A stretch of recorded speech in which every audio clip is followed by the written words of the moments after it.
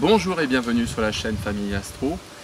Après une longue parenthèse justifiée par un projet personnel d'astronomie qui a monopolisé plusieurs semaines, sinon plusieurs mois de notre temps au niveau familial, nous reprenons donc nos vidéos pour vous présenter notre projet, à savoir la construction d'un observatoire d'astronomie.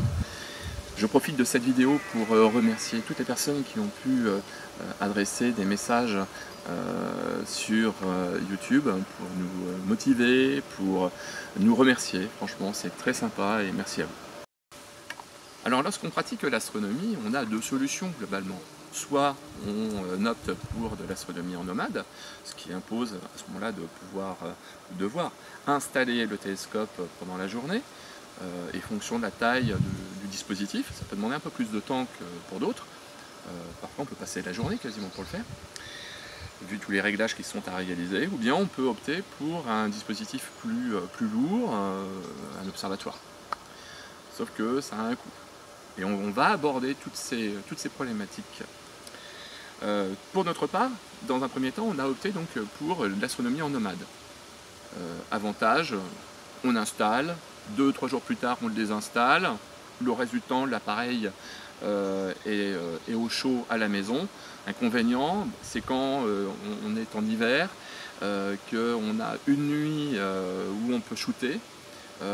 C'est tout de même contraignant d'installer le télescope sur la journée pour le désinstaller le lendemain en vue d'une éventuelle averse qui va se produire le lendemain. Et puis ça nécessite aussi du temps pour pouvoir l'installer, donc c'est pas forcément toujours compatible avec le travail. Donc on a opté pour une deuxième solution qui était un observatoire en toile de tente. Alors c'est très bien, surtout l'été, ça permet de conserver le télescope d'une manière protégée pendant quelques jours, voire quelques semaines, c'est vraiment parfait. Sauf qu'il ne faut pas trop jouer, et j'ai commencé à jouer, j'ai voulu le laisser un petit peu plus longtemps l'année dernière, sur l'automne.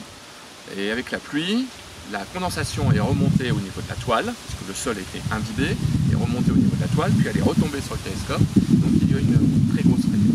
Et c'est à partir de ce moment-là que j'ai décidé de partir sur quelque chose de beaucoup plus fiable, donc la construction d'un observatoire d'astronomie en dur.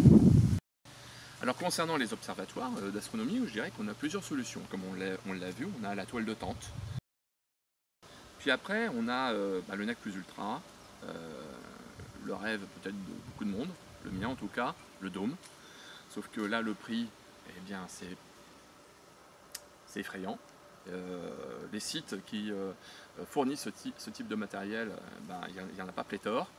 Et là-dessus, il faut compter des frais de livraison et puis éventuellement des frais de montage. Et c'est fonction de la taille du dôme, mais ça peut être 20 000, 25 000 euros. Je crois que grosso modo, il n'y a même pas de limite. Et c'est sans compter qu'il y a la motorisation. Enfin, bon, voilà, il y a cette solution-là. Et puis il y a la troisième solution, qui est la cabane avec le toit qui est roulant. Alors je ne ferai pas de vidéo pour vous expliquer comment faire, parce que je dirais que la conception du toit roulant, vous avez deux solutions, soit vous l'achetez tout court dans le commerce, il y a des sites qui sont dédiés, Astro quelque chose, je ne citerai pas le nom, qui vous le propose. Pareil, le coût est relativement important. Et puis on ne vous dit pas tout non plus lorsque vous achetez ce type de matériel. La dalle n'est pas comprise dedans, les frais de port ne sont pas compris dedans, et puis le toit, le toit il n'est pas motorisé, il est motorisable certes mais il n'est pas motorisé, donc il y a un coût supplémentaire. Et puis le toit, c'est une toiture provisoire, enfin plutôt une couverture provisoire, il va falloir rajouter par-dessus donc des tôles ou du bitume, en tout cas autre chose. Donc le coût qui vous est annoncé sur les sites internet correspond entre guillemets à une approche de votre observatoire, mais il y aura malheureusement de mauvaises surprises. Et donc la dernière solution, c'est de fabriquer soi-même son observatoire sur des plans, sur ses propres plans, en fonction de ses propres besoins. Et puis je dirais que là c'est à vous de jouer et de réfléchir et de le mettre en œuvre. L'objectif de cette vidéo, c'est d'attirer votre attention sur les contraintes que cela entraîne, le matériel qu'il faut, le savoir-faire qu'il faut, et ensuite vous montrer le résultat que ça peut donner. On va vous montrer à la fin de cette vidéo notre résultat, on en est fiers, mais ça demandait beaucoup de sacrifices, beaucoup de temps en famille, mais aussi des fois du temps un peu en solitaire avec mon épouse, à ne pas pouvoir trop s'occuper des enfants, et c'est un peu dommage aussi pendant l'été. Donc il y a aussi un côté de sacrifice qu'il faut avoir en tête. Donc le premier impératif, avant de se lancer dans la construction de son propre observatoire, c'est d'être bricoleur. Si vous n'êtes pas bricoleur, j'aurais tendance à vous dire, passez à autre chose. Passez à l'achat d'un dispositif déjà tout fait, ou bien rester en nomade. Le savoir-faire.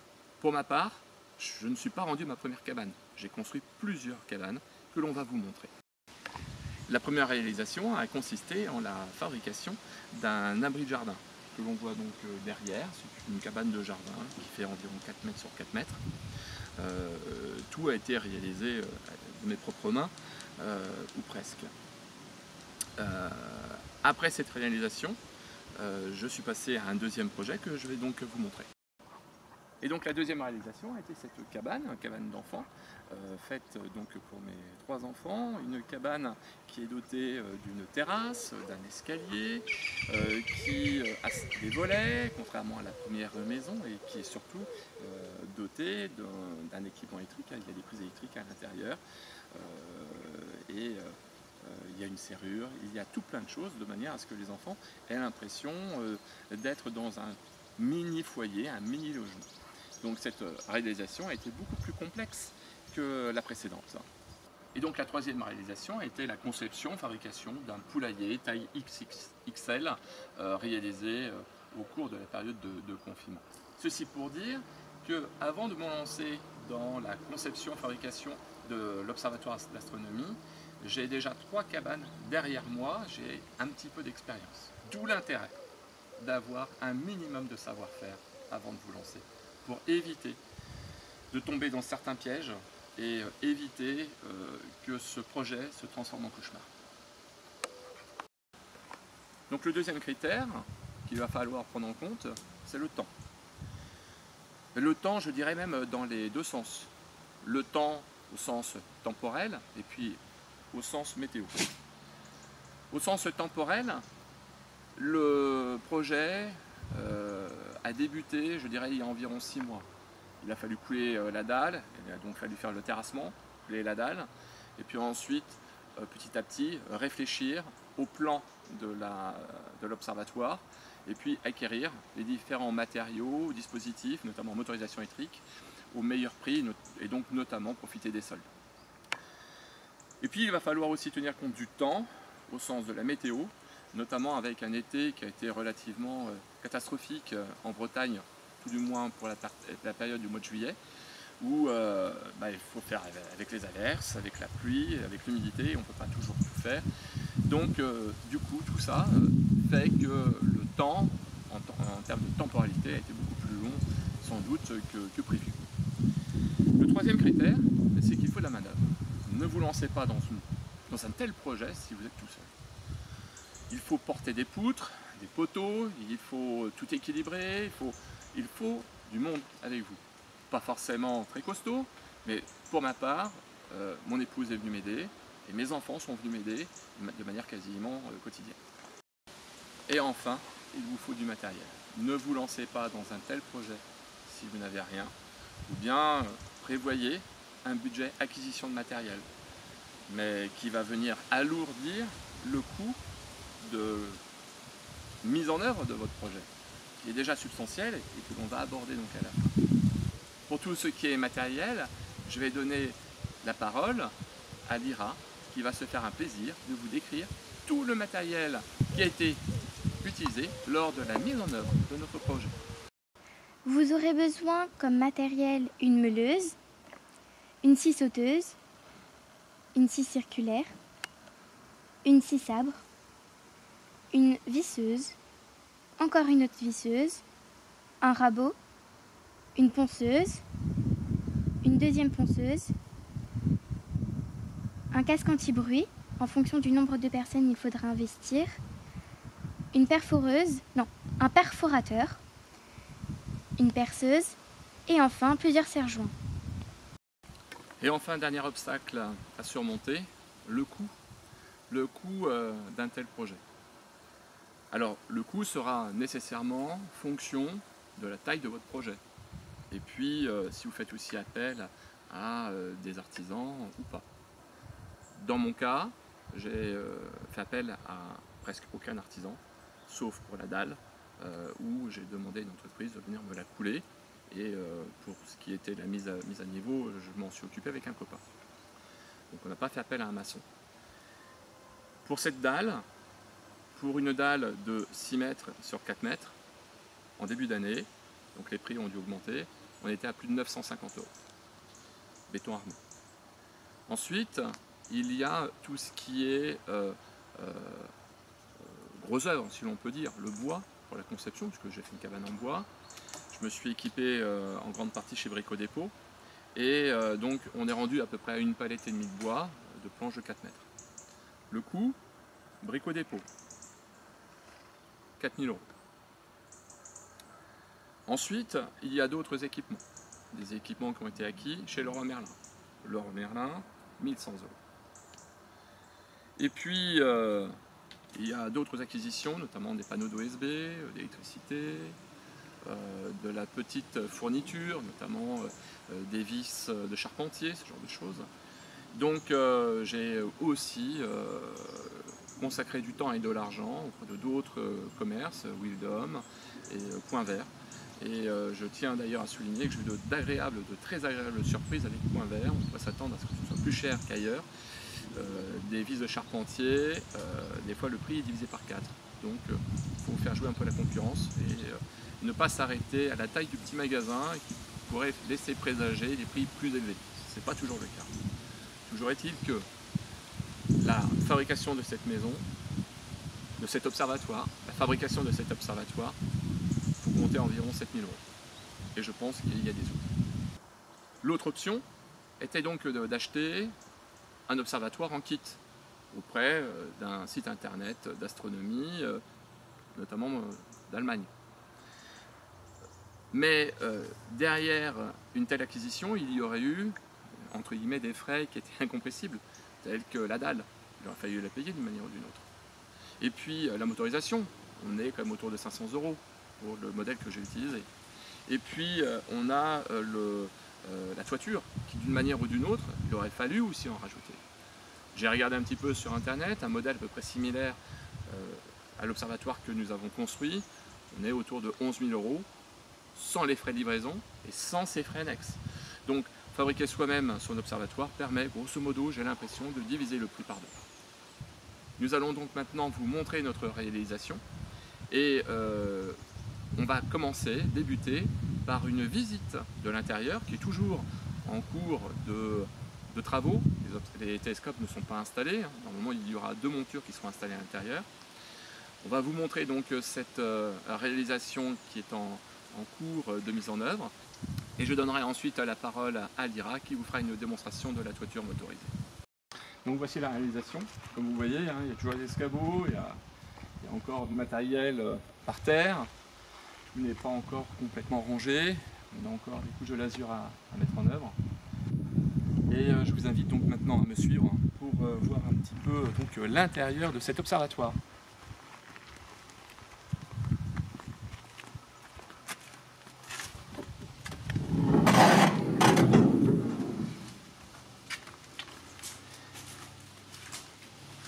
Et voici donc le bébé. Donc on n'a pas lésiné non plus en termes de sécurité avec un tableau électrique que j'ai installé. Nous avons également un détecteur de fumée. Derrière, un extincteur a été installé. Il y a des lumières qui peuvent être bien utiles à certains moments de la journée en fonction de l'obscurité. Et puis des prises électriques, de nombreuses prises électriques qui sont sur un disjoncteur unique. Ces prises, je suis au maximum des possibilités pour ce disjoncteur.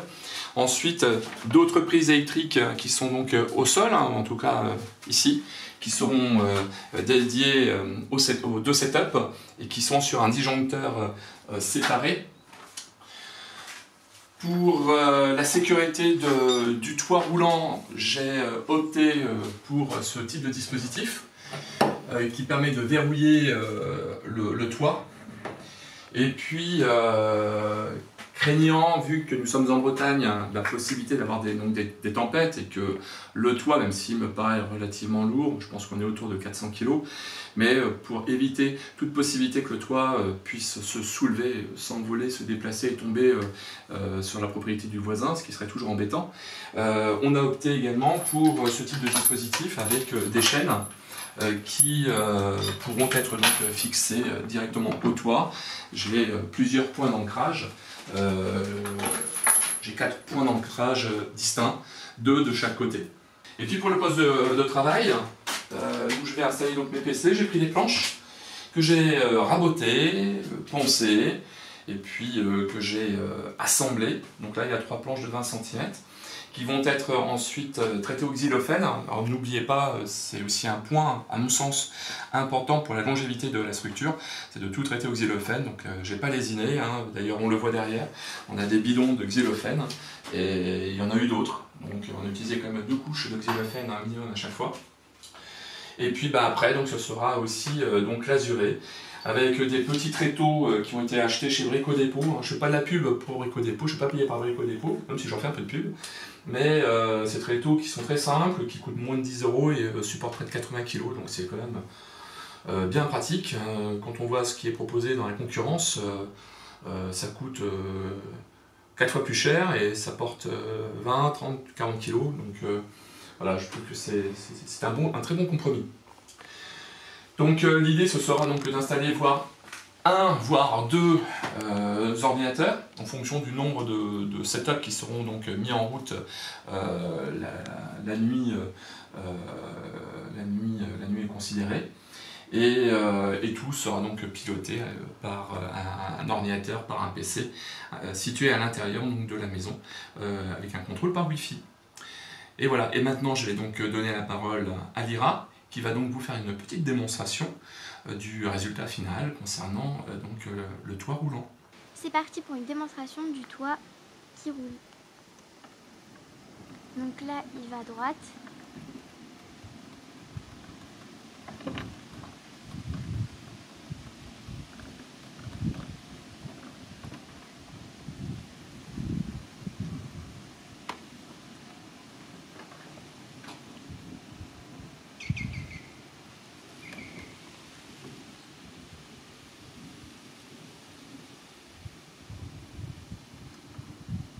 Alors voilà, donc quand il y aura le télescope qui va être dans la cabane, il pourra regarder le ciel sans avoir des panneaux OSB au-dessus de lui. C'est plus pratique. On a pris un moteur Somfy pour un portail. Mais là, du coup, comme vous pouvez le voir, c'est pas un portail. Donc là, il va se remettre. Hop.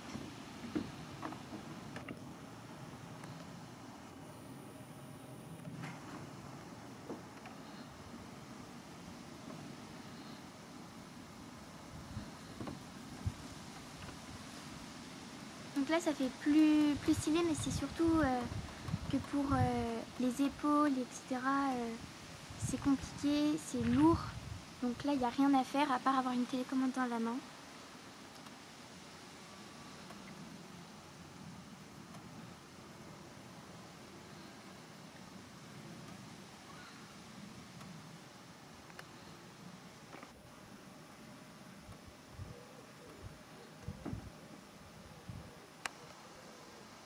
Et là, il va se remettre. Et voilà pour le toit déroulant. On va vous faire une démonstration, mais de l'intérieur.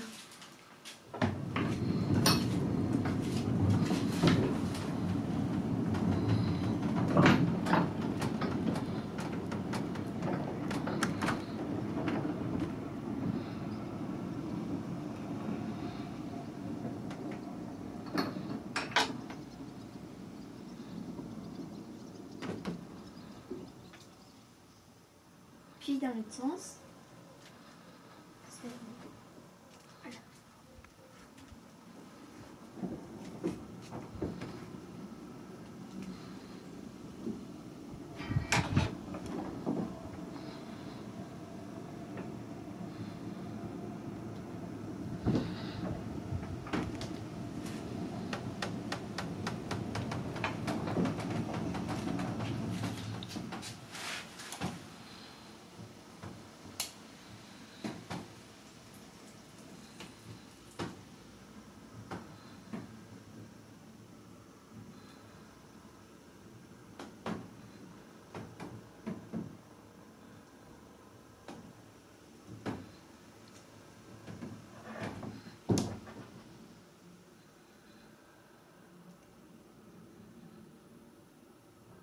et il se remet. Donc comme vous l'avez compris, la chaîne Famille Astro est sans la moindre prétention. On est là pour apprendre, notamment par des conseils de Monsieur Cavador sur Prism. Donc on apprend plein de choses. Et puis ce que l'on apprend, on essaie de le transmettre. Ça fait partie des règles du jeu. En astronomie, nous ne sommes...